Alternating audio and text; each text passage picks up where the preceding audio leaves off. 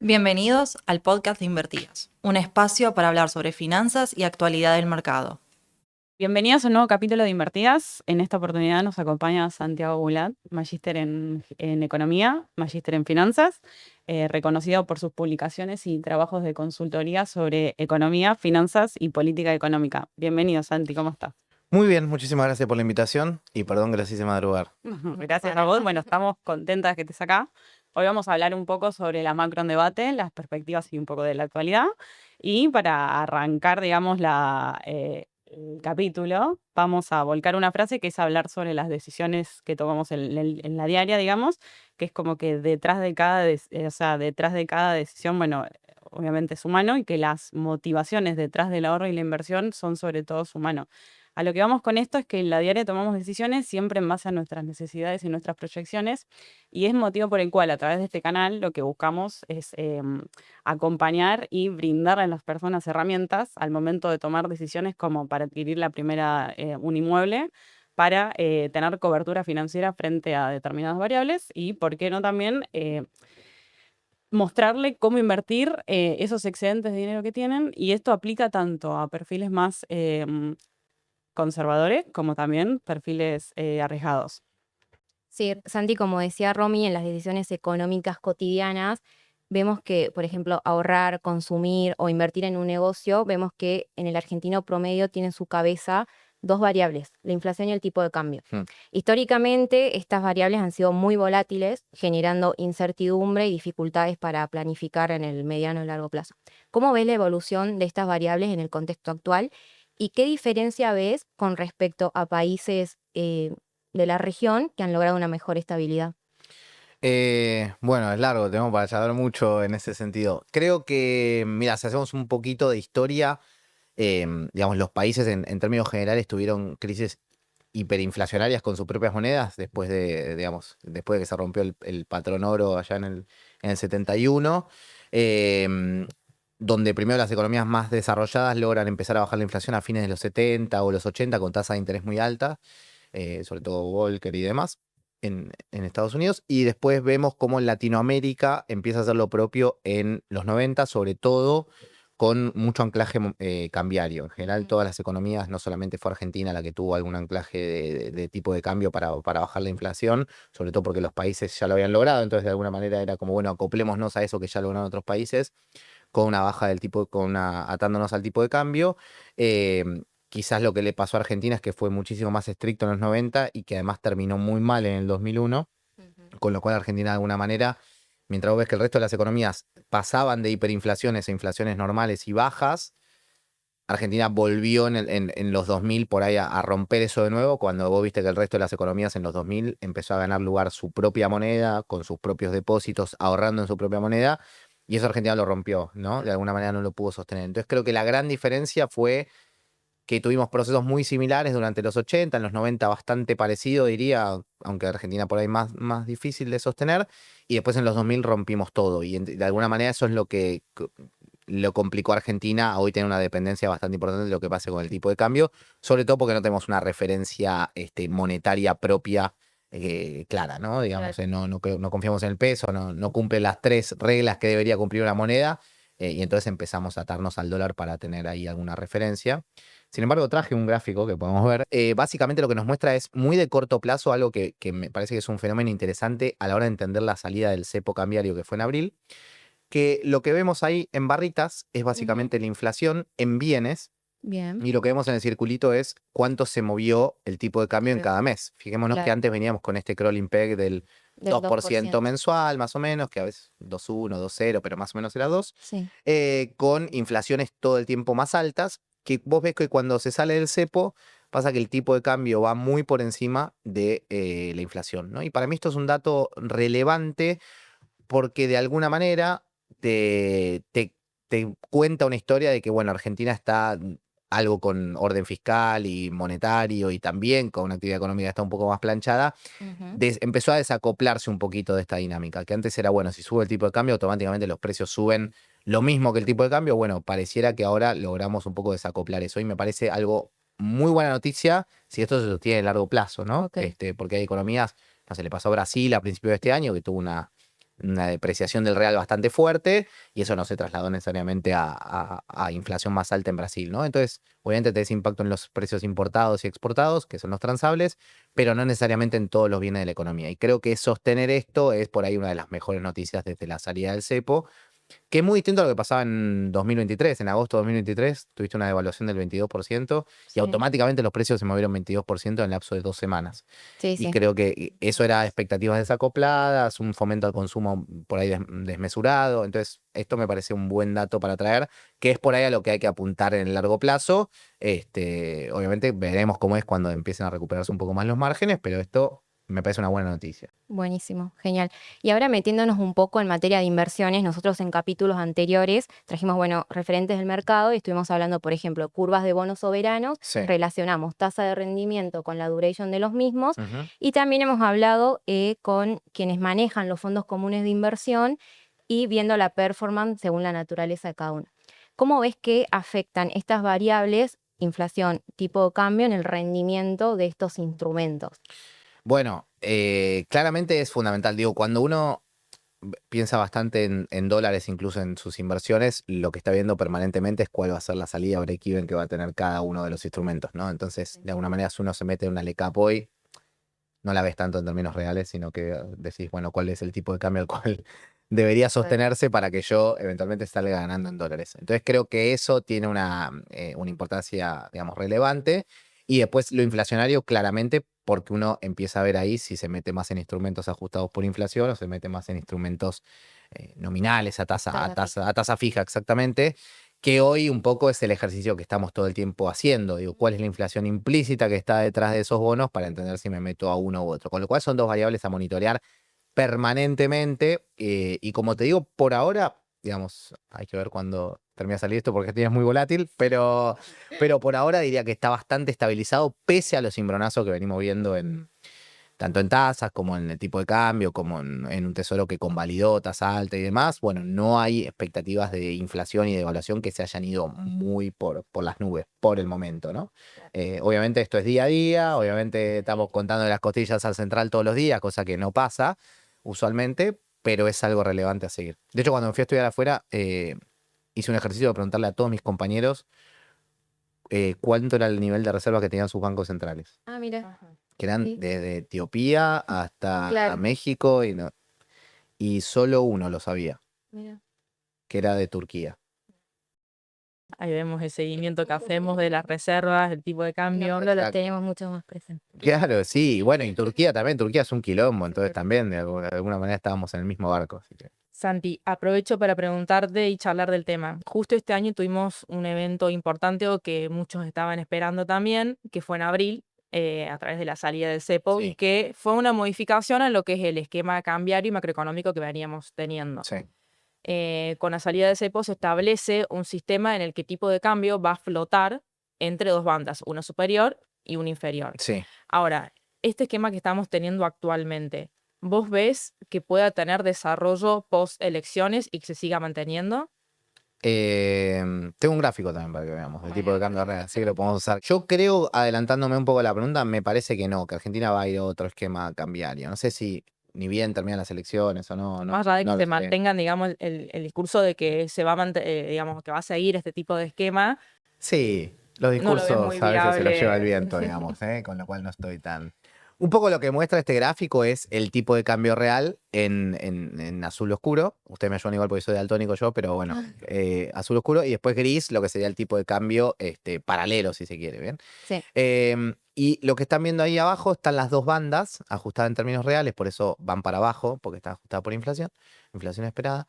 Que un poco lo que muestra y compara es contra las bandas que había, si se fijan ahí en 2019, entre enero y septiembre de 2019 aparecen dos bandas ahí, que son las sí. bandas que tendría Sandleris en su momento, ¿no? Ujú. La última vez que fuimos al Fondo Monetario Internacional también nos habían puesto bandas. Sí.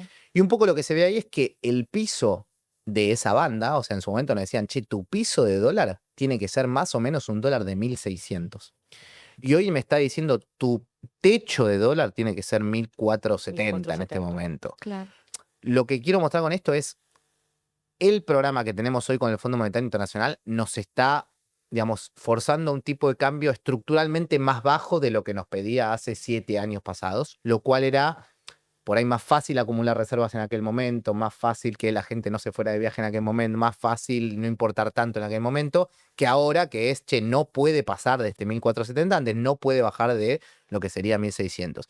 Y esto le pone un desafío mayor porque necesitas más entrada de capitales, necesitas más entrada de la cuenta corriente por bienes o lo que sea, que estructuralmente te deja un tipo de cambio más bajo. Yo creo que Argentina igual está para un tipo de cambio, si se quiere, algo más bajo, pero bueno, necesitamos de alguna manera que todas esas inversiones que tenemos proyectadas, vaca muerta y demás, empiecen de alguna manera a llegar o incluso que se abra la cuenta financiera más rápido. Y por eso hay más necesidad ahora de que eso suceda. Si me preguntás a mí, creo que con un banco central que empiece a comprar reservas, que yo creo que es lo que Argentina necesita para tener cierta confiabilidad de largo plazo, vamos a un tipo de cambio más alto en términos generales. ¿Por qué? Porque vas a tener un actor como puede ser el central que va a estar empezando a comprar y te va a sumar permanentemente algo más de demanda. Para mí, ¿qué es lo bueno de esto? Que puede ser un tipo de cambio más alto con una inflación que no se dispare. Y para mí ese sería el combo espectacular, Mundo ideal. porque eso te da tasas de interés más bajas. Además, para Exacto. mí habíamos tenido un salto cambiario que ahí se ve sobre el final, que vemos que el tipo de cambio real sube sobre el final Sí. ahí, desde enero, viste que había sido el piso. Habíamos tenido un tipo de cambio más alto con tasas más bajas y después creo que el gobierno quiso forzar que el tipo de cambio baje poniendo tasas muy altas. Y eso fue un equilibrio que para mí, para la economía, fue malo cuando había llegado previamente un equilibrio mucho mejor. Entonces creo que ahora que se subió el tipo de cambio un poco y las tasas bajaron de nuevo, me parece que estamos de nuevo transitando un equilibrio algo mejor para la economía.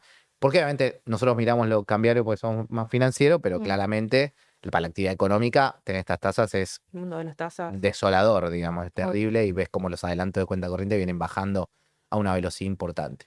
Entonces diría, creo que va a cambiar el esquema, creo que vamos a ir a un banco central que eventualmente va a acumular reservas, aunque sé que el equipo económico dice, si se me abre el mercado, no me importa acumular reservas. Yo creo Ok. que eso es por lo menos peligroso. Este contexto de nuevo esquema y apertura del cepo, se están dando nuevas dinámicas. Algo de lo que vimos es que en julio hubo un aumento del tipo de cambio que no se trasladó directamente a la inflación, el famoso pass-through Sí. o a través de. ¿Por qué crees que esto no pasó? O sea, ¿qué es lo que cambió? Y qué está relacionado, perdón, con la salida del cepo o con el nivel de actividad. Un poco de todo, me parece. Cuando vos tenías cepo cambiario, también tenías brecha cambiaria. Y la brecha cambiaria, de alguna manera, vos podías sostener un tipo de cambio oficial que te permita, no sé, importar a un determinado precio, pero eventualmente los precios que vos veías que se vendían localmente era más ajustado por brecha que por lo que pasaba en el tipo de cambio oficial. Entonces, la brecha cambiaria, de alguna manera, funcionaba como agentes económicos adelantándose y diciendo, bueno, yo no sé cuál va a ser mi precio de reposición de esto, con lo cual ya le cargo la brecha.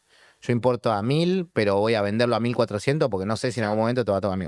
Cuando vos eliminás la brecha cambiaria, eliminás un poco ese efecto de, bueno, no sé si me tengo que cubrir a 1400, a 1200, a 1100 o 1000 directamente.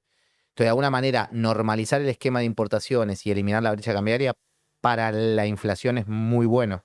De alguna manera te reduce esa expectativa de devaluación permanente. Entonces, eso creo que primer punto. Segundo punto, la recesión está siendo fuerte. Sí. Diría que desde mayo que la economía viene cayendo, mayo, junio, julio todavía no están los datos oficiales, pero nosotros tenemos un indicador de alta frecuencia, nos da negativo. Y ayer salieron los indicadores de la provincia de Buenos Aires, dio -1,4, es un montón de caída, con lo Demasiado. cual, digamos, viene fea la economía como para poder trasladar ahí precio. Pero después diría que hay una expectativa de que el gobierno sostenga el ajuste fiscal y monetario, que por ahí haciendo el paralelismo que hacía antes con 2023, cuando tenías todo desajustado, lo primero que haces cuando ves que la expectativa es no sé a dónde va este dólar. Fíjense, bueno, cuando teníamos el gráfico ahí, El anterior. el de tipo de cambio, no, este de tipo de cambio real, fíjense que una persona que le decían, bueno, puedes importar a un tipo de cambio en septiembre de 2023 de X, fíjense, la brecha cambiaria era cerca de 200%. Entonces, lo que vos le cargabas de precio, vos tenías el tipo de cambio oficial clavado y la inflación te estaba dando 12% mensual en noviembre, sin haber tocado el tipo de cambio.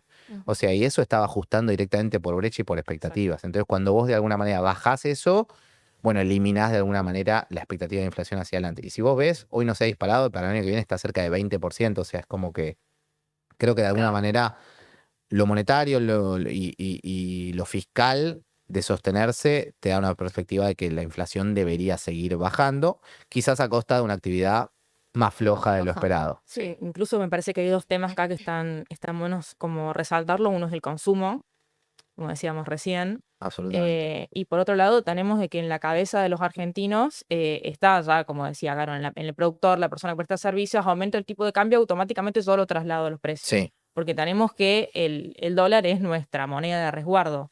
Ahora, también pensás, digamos, que el control al momento que se está logrando en los agregados monetarios también influye, digamos, a mantener la inflación e incluso, digamos, a que vaya en descenso. Sí, por ahí en exceso, ¿no? Digo, me parece que esto de subir encajes estamos en niveles de encaje que no se venían de los años 90, estamos en intervenciones fuertes en general y estamos convalidando tasas muy altas. Si me preguntas a mí, yo preferiría un tipo de cambio más alto con tasas más bajas, bajas. pero bueno, eso es una decisión que es más fácil decirla en este gran podcast que estar sentado en la botonera. Y Así que tomarla, y tomarla. por eso, no, por eso digo, también hay que tener esa parte en cuenta. Pero si me das a elegir a mí, digo, preferiría una economía que no sea tan contractiva monetariamente, porque la actividad también juega y se siente en lugares, digo, la provincia de Buenos Aires que le haya ido tan mal al gobierno, es una señal de guarda que la actividad viene fea y que encima con estas tasas está peor, ¿no? Entonces, creo que en eso, por ahí hay un equilibrio para ir. Es, digo, a Chile le pasó esto en su momento en los años 80, cuando quiso ser muy contractivo y apreció mucho el tipo de cambio en su momento, algo parecido a lo que está pasando ahora en algunos aspectos.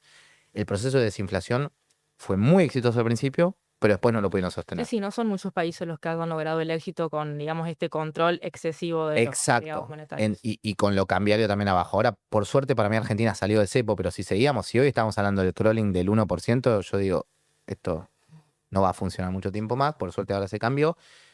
Pero Chile fue un segundo intento y fue una desinflación más lenta, con agregados algo más soft y con un tipo de cambio más volátil.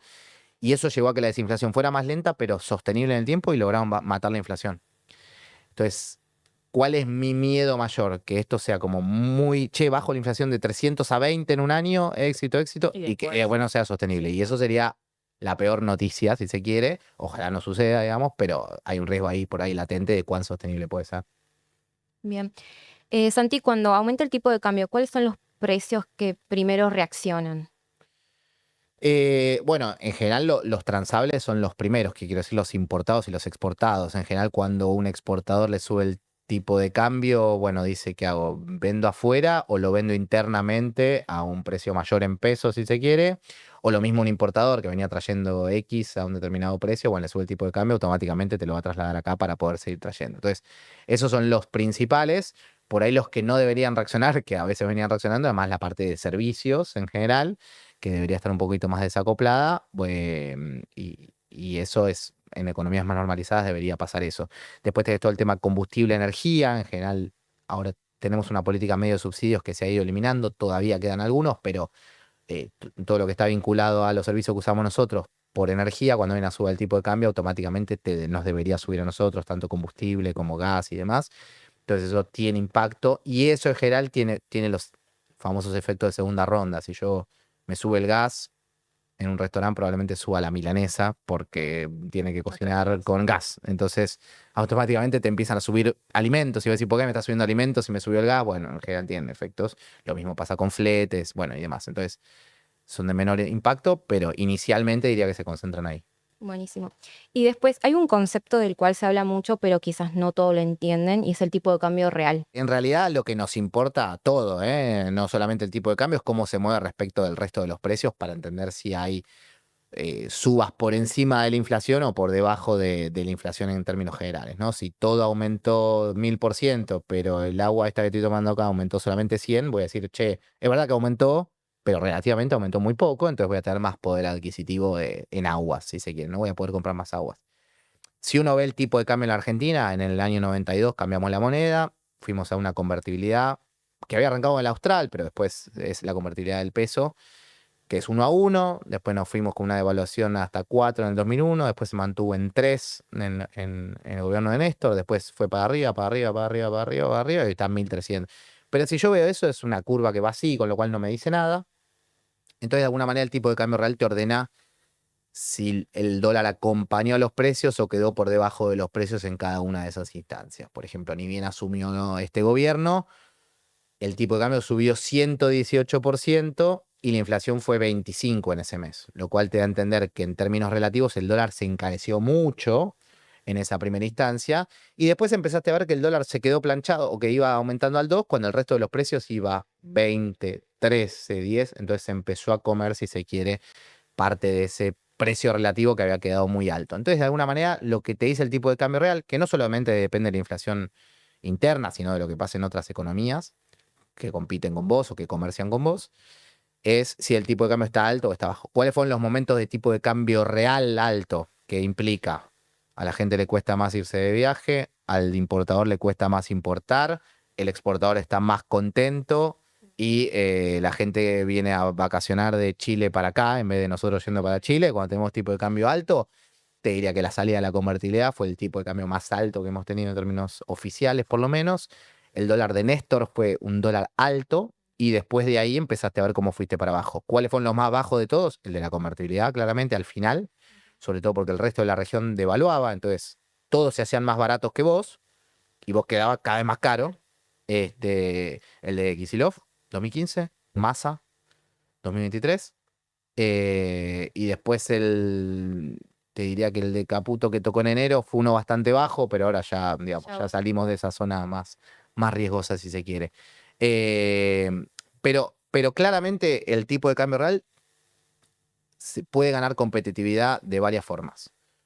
Los precios bajan internamente, entonces vos no moviste el tipo de cambio, pero tu economía se abarató igual porque lograste mejoras de productividad, bajaste impuestos, lo que fuere, que te permiten, tengo un dólar a 1.300, no lo toqué, pero igual son más barato. ¿Por qué? Porque gané eficiencia, porque me bajaste un impuesto, porque lo que fuere, vos quedaste más barato para el mundo y más atractivo para que te compren de afuera sin tocar el tipo de cambio. Entonces, importa mucho lo que pasa con los precios locales. También importan los precios de afuera. Si Brasil mañana sube todos sus precios 20%, vos para el mundo vas a quedar mucho más barato. Entonces, lo que pase con los precios de afuera también importa y lo que pase con tu tipo de cambio oficial. En general, la salida que ha tomado Argentina es, bueno, devalúo el tipo de cambio oficial y hago la tarea más rápido de que quedo más barato para el mundo en dólares. Por ahí lo que creo que el gobierno tiene en la cabeza es no toquemos demasiado el tipo de cambio oficial, hagamos muchas mejoras de eficiencia y productividad que me hagan ser más barato localmente. El tema es que eso no está llegando a la velocidad a la cual uno hubiera esperado por ahí. Incluso un poco como cuando Caro empezó, digamos, el episodio, ella hizo 2 preguntas o resaltó el tipo de cambio y la inflación, que es donde está puesto el ojo principalmente Sí, hoy por hoy. total. Ahora, por ejemplo, hay cuestiones de las que no se habla tanto, que es lo que hablábamos recién, el crecimiento del país y la producción.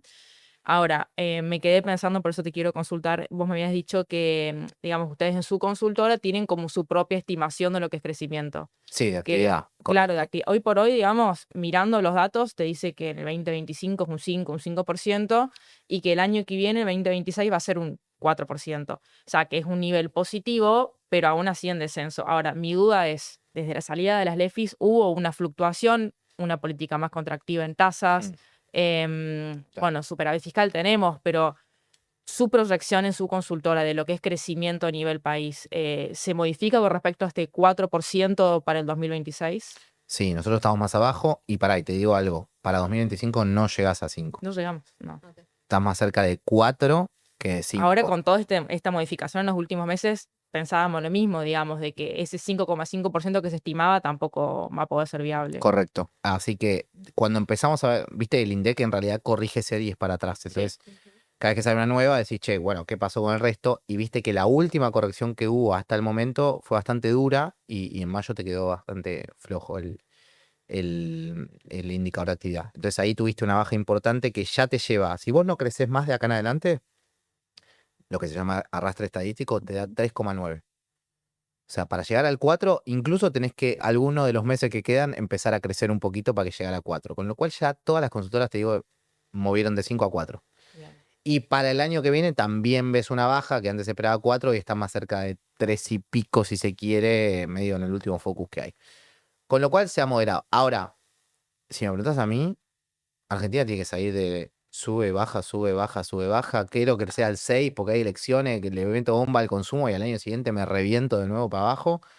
Ojalá que no, digamos, yo manteneme un 3, Estable. 3, Claro. perfecto, compro, ya está. Eso nos saca del techo este que tenemos marcado desde hace bastante tiempo, diría el último pico fue o 2017 o este último febrero, pero que no podemos romper hacia arriba. Entonces, por ahí para mí que baje la expectativa de crecimiento no es tan malo, siempre y cuando no vayamos a un negativo, ¿no? Entonces, Sí, siguen siendo tasas positivas en declive, pero sí, y el mundo por ahí en Argentina no lo está colaborando tanto en precios de commodities y demás, digo.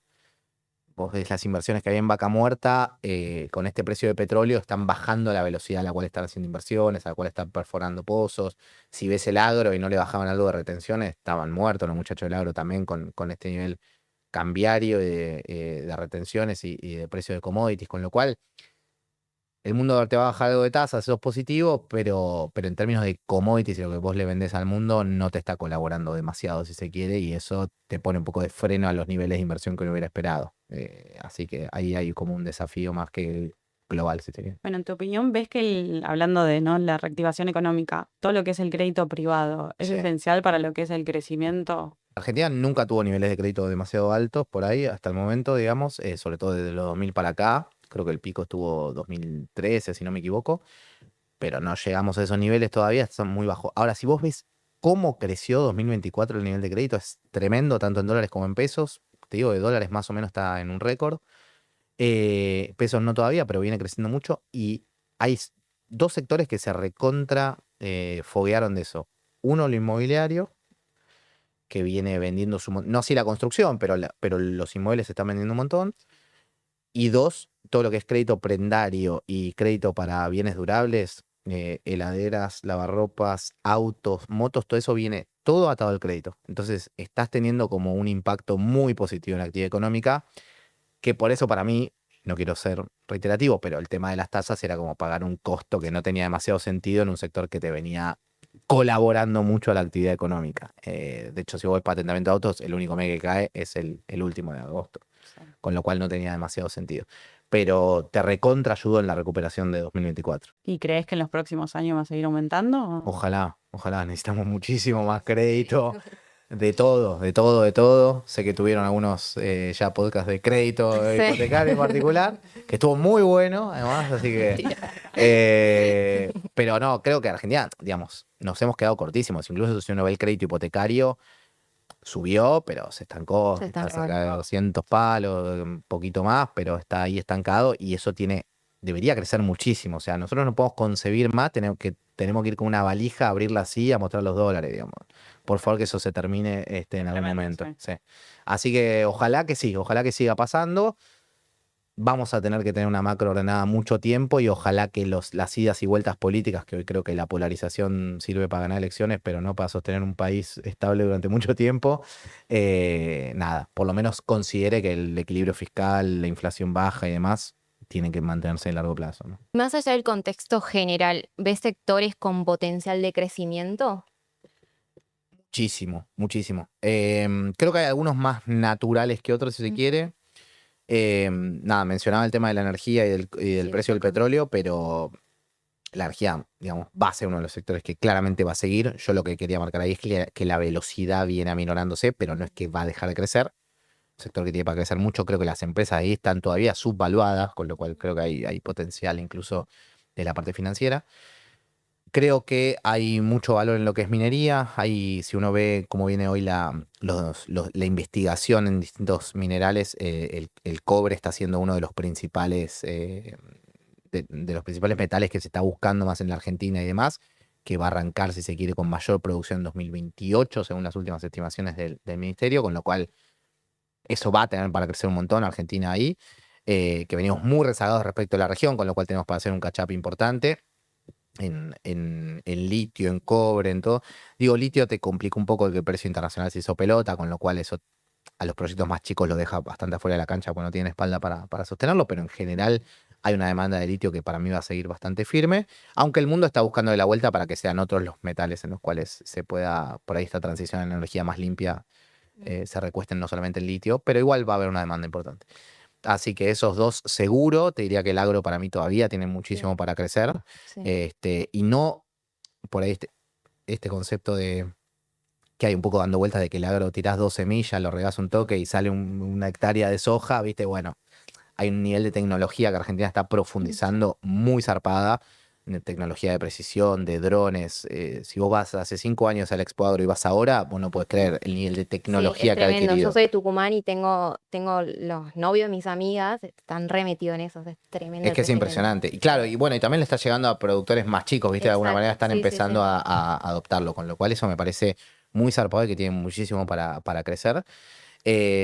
Así que esos sectores seguros, todo lo que es servicios basados en el conocimiento, Argentina no para de crecer, no hay mes en el cual no siga creciendo los servicios basados en el conocimiento, con lo cual también tiene mucho.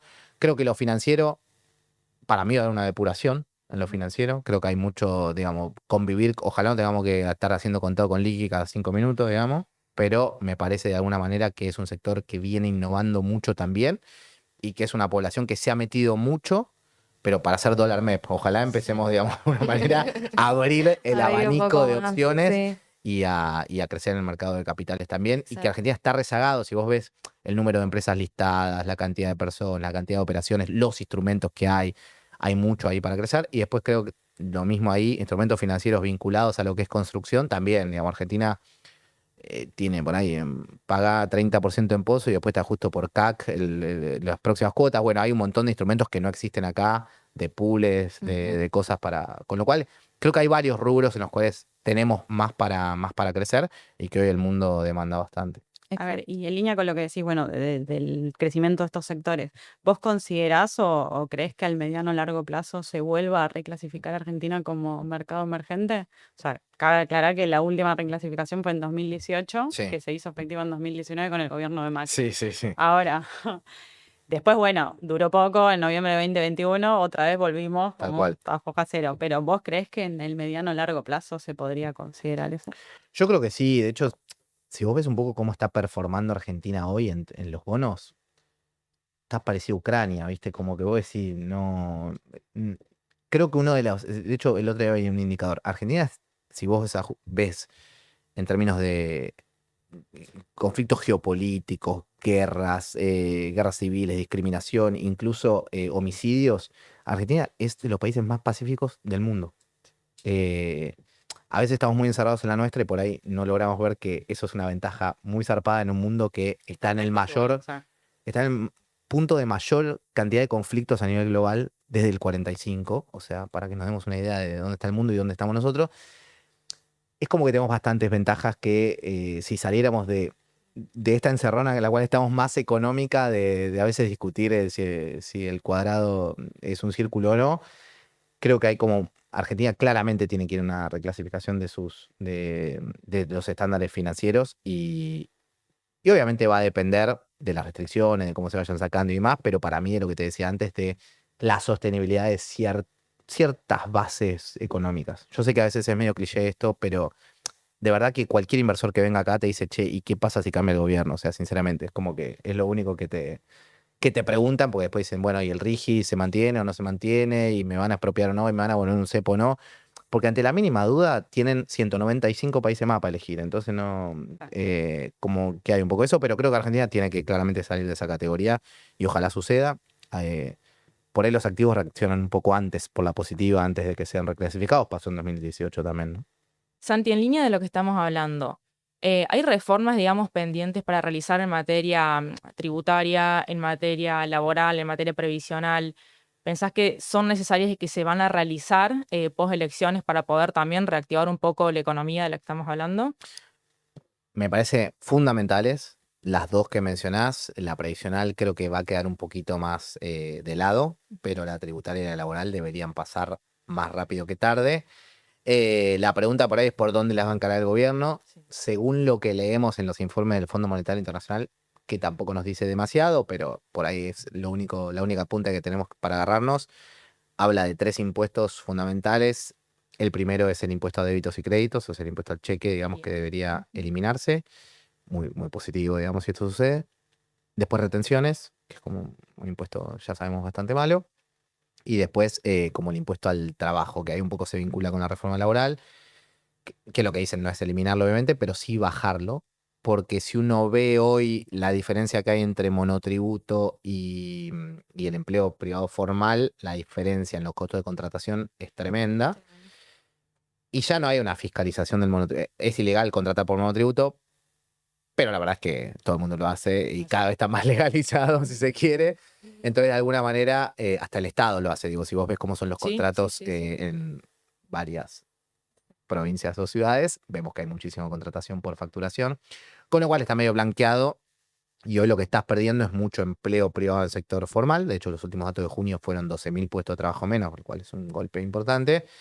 Y un crecimiento del monotributo que no para. Entonces, de alguna manera, creo que la idea de compensación esto es bajen un poco el costo para contratar formal, suban un poco lo que le cobras si te quiere un monotributista para que más o menos haya algo más armonizado. También en materia impositiva está el tema de darle más libertad y más competencia a las provincias, evitando también este efecto cascada de los impuestos. Tal cual, sí, creo que pasa que eso va a quedar muy a nivel provincial, si se quiere, que es por ahí la gran pregunta de cómo se llega a un acuerdo o no. En general, los gobernadores huelen sangre y ahí están, ¿no? Digamos, de alguna manera, lo que pase con las elecciones va a ser importante. Pero hay como esta idea de que ingresos brutos deje de ser un impuesto encadenado y que termine siendo un impuesto a las ventas finales, lo cual sería un cambio ya de por sí muy bueno para los costos que Para el venían traslado de teniendo. los precios. Totalmente. Para el nivel de precio que tiene la economía argentina en general. Con lo cual eso ojalá suceda. Y después el gobierno tiene la idea de reducir un montón de impuestos y bajarlos a un mínimo de 10 impuestos. Bueno, yo creo que eso va a ser un poco más difícil.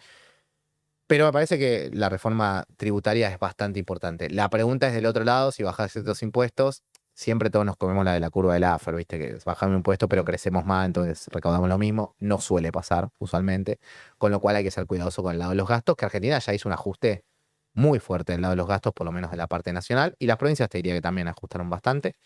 Pero bueno, van a tener que ir un poco en paralelo. Pero hoy, como estás con una estructura de precios a nivel alto, sobre todo por lo tributario, en la parte que es formal, porque también la Argentina tiene una parte muy informal, y después tenés un desfinanciamiento del sistema previsional muy fuerte, porque el empleo que se está creando hoy aporta muchísimo menos del empleo privado formal. Hoy si necesitas 27 monotributistas para que te aporten lo mismo que aporta un empleado en relación de dependencia, entre aportes patronales y contribuciones, con lo cual eso lo tenés que cambiar porque si no el sistema se rompe. sí, va a morir en cualquier momento. Bueno, Santi, tuve el placer de hacer la introducción a este capítulo y ahora tengo que hacer el cierre. Así que bueno, queríamos agradecerte por tus gráficos, la predisposición, venir a grabar este horario.